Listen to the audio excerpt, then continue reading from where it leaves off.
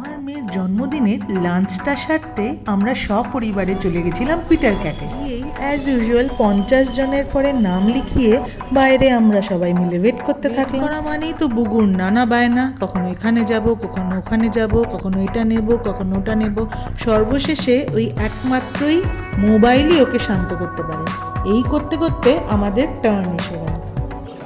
আমাদের সিটে গিয়ে বসতে না বসতেই ও স্টার্ট করে দিল ওর কোকোমেলন, আর আমরাও ওয়েট করতে থাকলাম আমাদের অর্ডার কখন আসবে। খুব খিদে পেয়ে গেছিল। এলো আমাদের first order, fish finger with tartar sauce and of course বাঙালিদের প্রিয় ফ্রেঞ্চ ফ্রাইজ। তারপর এই ডিশটার তো আর পরিচয় লাগে না, সবার প্রিয় চেলো কাবাব।